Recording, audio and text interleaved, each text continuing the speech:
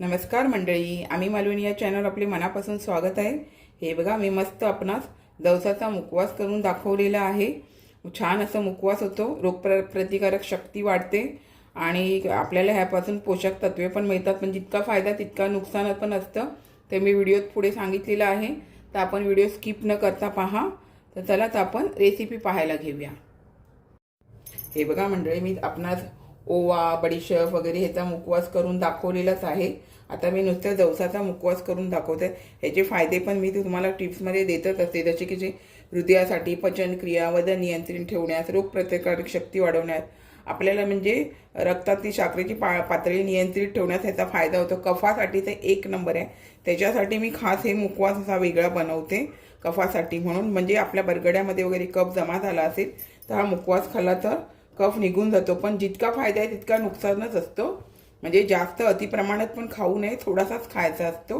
म्हणतात ना, ऊस गोड लागला म्हणून मुळासकट खावा, तसा हा प्रकार करायचा नसतो। खायचं झालं तर मुखवासप्रमाणेच खायचं, चणे शेंगदाण्याप्रमाणे खायचं नसतं। नुकसान म्हणजे काय माहिती आहे, ज्यांच्या डिलिव्हरी झालेल्या असतात, स्तनपान करणाऱ्या ज्या महिला असतात त्यांच्यासाठी हे म्हणजे आरोग्यासाठी थोडंफार धोकादायक असतं, कारण हे गरम आहे। त्याच्यामुळे डॉक्टरच्या सल्ल्यानेच आपण अशा गोष्टी खाव्या, कारण स्तनपान करणार मुलांना गरम वगैरे पडतं। त्याच्यामुळे हे असं मुखवास वगैरे खाताना किंवा गरम वस्तू खाताना डॉक्टरचा सल्ला घ्यावा। पण हे कफासाठी हे एक नंबर आहे। माझी आई वगैरे काड्यामध्ये वापरायची, तसं मी काड्यामध्ये वापरते आणि मुखवास पण करून खाते। प्रवासात जाताना मी डब्यामध्ये गावी वगैरे जाताना असा ह्याचा मुखवास बनवून घेऊन जाते, कारण वातावरणाच्या फरकामुळे आपल्याला त्रास होतो। त्याच्यामुळे ह्या अशा मुखवासचा फायदा होतो। आणि बघा, आता क्लायमेट सारखं चेंज होत राहतंय, वातावरणात बदल होत राहतोय। त्याच्यामुळे तुम्ही बघा, डॉक्टरकडे जास्त पण पेशंट असतात ते सर्दी खोकल्याचे असतातच। त्याच्यामुळे अशा प्रकारचा मुखवास तुम्ही बनवून खाल्ला तर तुमच्या बरगड्यामध्ये कफ जो जमा होतो तो कफ निघण्यामध्ये फायदा या मुखवासचा होतो, किंवा तुम्ही याची चटणी बनवू शकता। तर आता चला ही मुखवास करायला घेऊया आपण। हे बघा, मी हळद, मीठ वगैरे, लिंबू वगैरे लावून करणार आहे। नुसता तुम्ही भाजून खाल्ला तरी चालतो, पण अशा प्रकारे जरा मला आवडतं। त्याच्यामुळे खाताना कफ निघायला भारी बरं पडतं।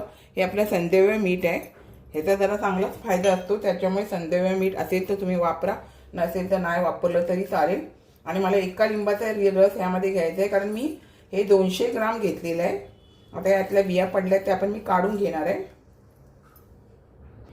हे बघा, आता दुसरा भाग लिंबाचा तो पण यात पिळून घेते।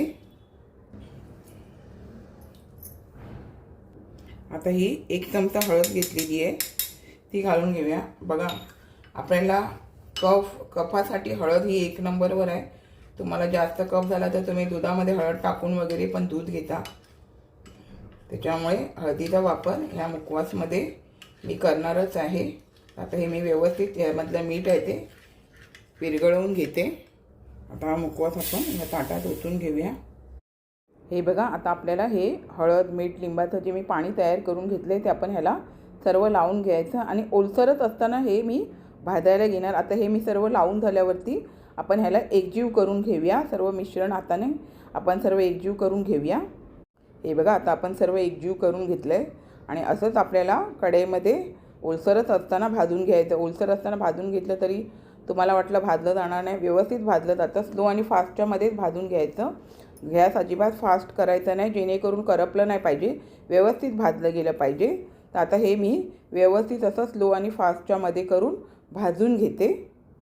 हे बघा, ह्यातला आता बऱ्यापैकी ओलसरपणा कमी झाला आहे, पण अजून आपल्याला थोडा कलर येईपर्यंत व्यवस्थित अजून भाजून घ्यायचं आहे। आणि मग आपल्याला दाताखाली चावून बघायचं आणि व्यवस्थित कुरकुरीत लागलं का आपण तो गॅस बंद करून घ्यायचा।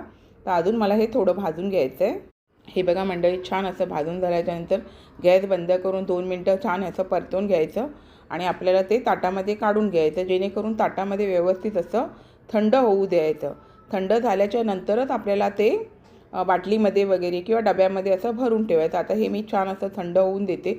मी तुम्हाला फायदा नुकसान सर्व सांगितलेलं आहे, पण तुम्हाला आधी परत सांगते, स्तनपान करणाऱ्या, डिलिव्हरी झालेल्या महिलांनी हे गरम असतं, त्याच्यामुळे खायचं नाही। खाल्लं तर खायचं असेल तर डॉक्टरच्या सल्ल्याने तुम्ही हे खाऊ शकता। बाकी हे कफासाठी आपल्याला जवस हा एक नंबर आहे।